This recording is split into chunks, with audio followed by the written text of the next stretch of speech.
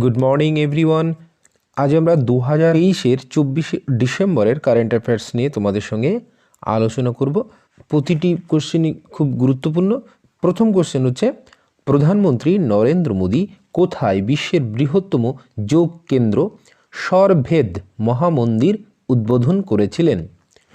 তো এখানে আমাদের উত্তর হবে বারাণসীতে। তো বারাণসীতে সরভেদ মহামন্দিরের উদ্বোধন করেছিলেন ভারতের প্রধানমন্ত্রী নরেন্দ্র মোদী। প্রধানমন্ত্রী নরেন্দ্র মোদী কবে করেছিলেন? 18ই ডিসেম্বর 2023-এ।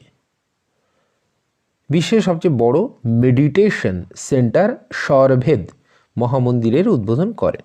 এবং এই মন্দিরে কিন্তু কোনো দেবতার মূর্তি নেই, এই মন্দিরে শুধু যোগ সাধনা হবে।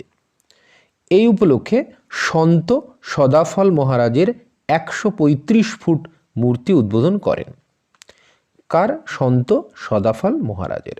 মহামন্দির নির্মাণ শুরু হয় কত সালে? 2004 সালে। পৃথিবীর সবচেয়ে বড় মেডিটেশন সেন্টার হচ্ছে এটি। 20,000-এরও বেশি লোক একসঙ্গে ধ্যান করতে পারবে। এই মন্দির গুজরাটের GRC টেকনিকের সাহায্যে তৈরি করা হয়েছে। তো ইন্টারন্যাশনাল যোগা ডে হচ্ছে 21শে জুন। এই প্রশ্নটি কিন্তু বিশাল ইম্পর্ট্যান্ট, খুব ইম্পর্ট্যান্ট। ভারতের বাইরে প্রথম যোগ ইউনিভার্সিটি কোথায় তৈরি হয়েছে? আমেরিকাতে স্বামী বিবেকানন্দর নাম অনুসারে এগুলি রাখা হয়েছে। তাহলে ভারতের বাইরে প্রথম যোগ ইউনিভার্সিটি হয়েছে আমেরিকাতে, যার নাম স্বামী বিবেকানন্দর নাম অনুসারে রাখা হয়েছে। তো প্রতিটি কোশ্চেন কিন্তু খুব গুরুত্বপূর্ণ, এটি খেয়াল রাখবে। আচ্ছা, বারাণসী সম্পর্কে কিছু তথ্য এবার আমরা জেনে নিই যে প্রথমবার প্রতিবন্ধীদের মহাকুম্ভ আয়োজন করা হয়েছে কিন্তু এই বারাণসীতে। বিশ্বের সবচেয়ে বড় ইন্টারন্যাশনাল মন্দির সম্মেলন অ্যান্ড এক্সপো বারাণসীতে। কাশী তামিল সঙ্গম এর আয়োজন করা হয়েছে বারাণসীতে। ওয়ান ওয়ার্ল্ড টিবি সামিট সেটি বারাণসীতে হয়েছে। বিশ্বের সবচেয়ে লম্বা নদী ক্রুজ সেবা বারাণসী ও আসামের ডিব্রুগড়ের মধ্যে শুরু হয়েছিল, 3200 কিলোমিটার। ক্রুজের নাম কি ছিল? গঙ্গা বিলাস। SCO অর্থাৎ সাংহাই কোঅপারেশন অর্গানাইজেশনের প্রথম কালচারাল ও ট্যুরিজম ক্যাপিটাল হিসেবে তৈরি করা হয়েছে বারাণসীকে। এই প্রশ্নগুলো কিন্তু সবকটাই খুব গুরুত্বপূর্ণ, এগুলি সবই 2023-এর ঘটনা। তো ভালো করে খেয়াল রাখবে এইগুলো, পরীক্ষায় কিন্তু এখন খুব কারেন্ট অ্যাফেয়ার্স আসছে। এবার দেখি মন্দির, কিছু মন্দির না পৃথিবীর সবচেয়ে বড় রামায়ণ মন্দির কোথায় তৈরি হয়েছে? না বিহারে তৈরি হয়েছে। মন্দির সংগ্রহালয় তৈরি হবে কোথায়? উত্তরপ্রদেশের অযোধ্যাতে। আচ্ছা, তুঙ্গনাথ মন্দির কোথায় অবস্থিত? উত্তরাখণ্ডে। কপিলেশ্বর মন্দির ভুবনেশ্বরে। রামাপ্পা মন্দির তেলেঙ্গানাতে। কামাখ্যা দেবী মন্দির আসামে। কোনারক সূর্য মন্দির উড়িষ্যাতে অবস্থিত। ভেরি ভেরি ইম্পর্ট্যান্ট এইগুলো। পরের কোশ্চেন, 2023 সালের অনূর্ধ্ব-19 এশিয়া কাপ প্রথমবারের মতো কে জিতেছে? কোন দল প্রথমবারের মতো জিতেছে? এখানে আমাদের উত্তর হবে বি, বাংলাদেশ। তো বাংলাদেশ 2023 সালে অনূর্ধ্ব-19 এশিয়া কাপ সম্প্রতি জিতলো এবং এরা প্রথমবারই টুর্নামেন্টে জয়লাভ করলো। তো কোথায় হয়েছিল? এই খেলাটি হয়েছিল ইউনাইটেড আরব আমিরাতে অর্থাৎ UAE-তে। জিতে নিল কে? বাংলাদেশ প্রথমবার জিতলো। রানার্স কে হয়েছে? UAE-তে হয়েছে। আচ্ছা, প্লেয়ার অফ দ্য ম্যাচ কে হয়েছে? আশিকুর রহমান বাংলাদেশের। Player of the tournament Ashikur Rahman বাংলাদেশের। Under-19 Asia cup 2023। তো এশিয়া কাপ কবে শুরু হয়েছিল? শুরু হয়েছিল 1989 সালে। 2023 সালের 10th এডিশন হলো। সবচেয়ে বেশিবার জিতেছিল কে? ভারত 4 বার। সর্বশেষ 9th এডিশন যেটি 2022-এ হয়েছিল সেটি জিতেছিল ভারত। আচ্ছা, men's Asia cup 2023, men's Asia cup 2023 16th edition Pakistan এবং শ্রীলঙ্কাতে খেলা হয়েছিল, সেখানে ভারত কিন্তু জিতেছিল। Very very important. Women's emerging team Asia cup যেটি হংকংয়ে হয়েছিল, এটিতেও ভারত জিতেছিল। তো এই প্রশ্নগুলো একটু খেয়াল রাখবে। পরের কোশ্চেন, না 2024 সালের ভারতের প্রজাতন্ত্র দিবসের অনুষ্ঠানে প্রধান অতিথি কে হবেন? তো 2024 সালে ভারতের প্রজাতন্ত্র দিবসের অনুষ্ঠানে প্রধান অতিথি কে হবেন? না, প্রধান অতিথি হবেন ইমানুয়েল ম্যাক্রন। ইমানুয়েল ম্যাক্রন 2024 সালে ভারতের প্রজাতন্ত্র দিবসের অনুষ্ঠানে প্রধান অতিথি হবেন। আচ্ছা, ইমানুয়েল ম্যাক্রন কে? তিনি হলেন ফ্রান্সের রাষ্ট্রপতি। ফ্রান্সের রাষ্ট্রপতি হচ্ছে ইমানুয়েল ম্যাক্রন। তো তোমাদের হয়তো মনে আছে যে আমেরিকার প্রেসিডেন্ট জো বাইডেনকে এই অনুষ্ঠানে আসার জন্য আমন্ত্রণ জানানো হয়েছিল, কিন্তু উনি খুব ব্যস্ত থাকবেন, সেই জন্য আসতে পারবেন না বলে জানিয়েছিলেন। তারপর আমরা ফ্রান্সের প্রেসিডেন্টকে নিমন্ত্রণ করেছিলাম। উনি এবারের রিপাবলিক ডেতে চিফ গেস্ট হিসেবে থাকছেন। তোমাদের মনে রাখতে হবে ভারতের প্রজাতন্ত্র দিবসের মুখ্য অতিথি হিসেবে আসছেন ফ্রান্সের প্রেসিডেন্ট, এবং ফ্রান্সের 6তম নেতা হবেন এই প্রেসিডেন্ট। এর পূর্বে ফ্রান্সের 5 জন নেতা এসেছিলেন। এটি কিন্তু ইম্পর্টেন্ট কোশ্চেন। আচ্ছা, কেন প্রজাতন্ত্র দিবস পালন করা হয়? না, কেন প্রজাতন্ত্র দিবস পালন করা হচ্ছে? না, 1950 সালের 26শে জানুয়ারি ভারতের সংবিধান কার্যকর হয়েছিল। সেই সংবিধান সভার প্রেসিডেন্ট কে ছিলেন? BR আম্বেদকর। আচ্ছা, কত সময় লেগেছিল এই ভারতের সংবিধান তৈরি হতে? 2 বছর 11 মাস 18 দিন। 2 বছর 11 মাস 18 দিন।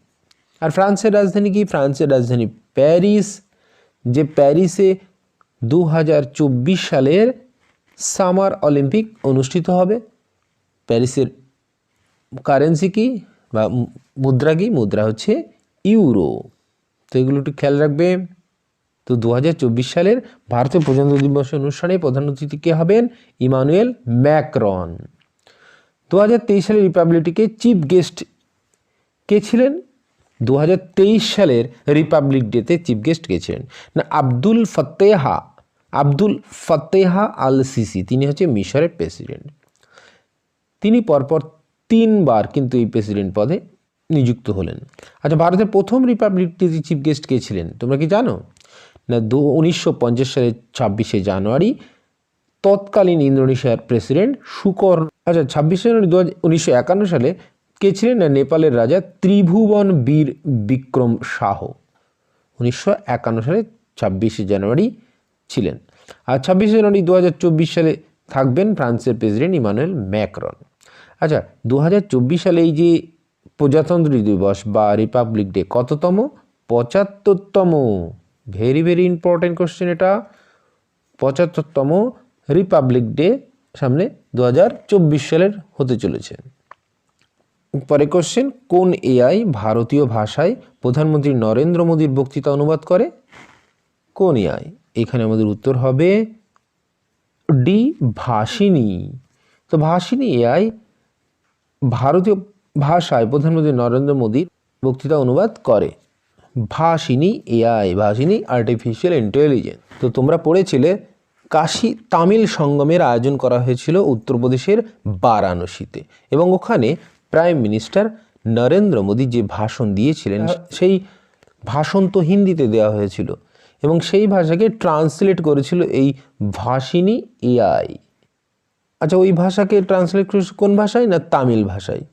কাশী তামিল সঙ্গমে ওখানে এক তো হিন্দি ভাষা লোক ছিল এবং আর তামিল ভাষা লোক ছিল। আর তামিল বলা লোকেরা হিন্দি বুঝতে পারবে না, আর হিন্দি বলা লোকেরা তামিল বুঝতে পারবে না। তার জন্য আর মোদি তো তামিল বলতে পারবে না, হিন্দি ভাষাকে ট্রান্সলেট করে দিয়েছিল এই ভাষিনী এআই। আর এটি কিন্তু রিয়েল টাইম হয়েছিল, তার মানে যখনই ভাষণ দিয়েছিলেন তখনই কিন্তু এই ভাষিনী এআই ওটিকে ট্রান্সলেশন করে তামিলে গিয়েছিল। তো ভাষিনী এআই ভারত সরকারের তৈরি প্রথম এআই ট্রান্সলেটর, যেটি রিয়েল টাইমে অনুবাদের কাজ করে। তো এবার আমরা এআই সম্পর্কিত প্রশ্ন যেগুলি 2023 সালে হয়েছিল সেই গুরুত্বপূর্ণ কোশ্চেনগুলো একটু রিভাইজ করাবো। এই কোশ্চেনগুলো মনোযোগ দিয়ে দেখবে, তার কারণ এইগুলো থেকে প্রশ্ন কিন্তু আসার চান্স খুবই বেশি। তো এআই আর্টিফিশিয়াল ইন্টেলিজেন্স, না ভারত বিশ্বের মধ্যে প্রথম এআই সঞ্চালিত অ্যান্টি ড্রোন সিস্টেম লঞ্চ করেছিল? তার নাম ইন্দ্রজাল। গোপন তথ্য জানার জন্য এআই সিস্টেম চালিত বিমান ওরায়ন লঞ্চ করেছিল Israel. Global India AI 2023 summit হয়েছিল কোথায়? ভারতে। অক্টোবরে 2023 হয়েছিল। ভারতের প্রথম এআই স্কুল লঞ্চ করা হয়েছিল কোথায়? তা তিরুবনন্তপুরমে। এই স্কুলের নাম কি? শান্তিগিরি বিদ্যাভবন। জাস্ট আস্ক নামে এআই চ্যাটবোট লঞ্চ করেছিল মধ্যপ্রদেশ। মেটা এবং মাইক্রোসফটের সঙ্গে মিলিয়ে এআই সঞ্চিত মডেল লঞ্চ করেছিল যেটির নাম লামা 2। মেটা টুইটারের সঙ্গে প্রতিদ্বন্দ্বিতা করার জন্য প্ল্যাটফর্ম লঞ্চ করেছিল, তার নাম থ্রেডস। এআই সঞ্চালিত নিউজ অ্যাঙ্কার লিজা লঞ্চ করেছিল উড়িষ্যার সরকার। এলন মাস্ক এআই সঞ্চালিত স্টার্ট আপ এক্স এআই চালু করেছিল। আচ্ছা, ওপেন এআইকে কাউন্টার করার জন্য কিন্তু এটি করা হয়েছে।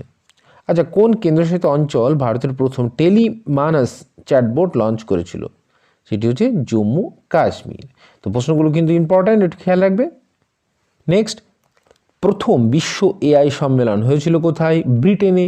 স্ট্যানফোর্ড ইউনিভার্সিটি সর্বাধিক এআই বিনিয়োগকারী দেশের মধ্যে ভারতকে পঞ্চম স্থানে রেখেছে। টপিকে ছিল আমেরিকা।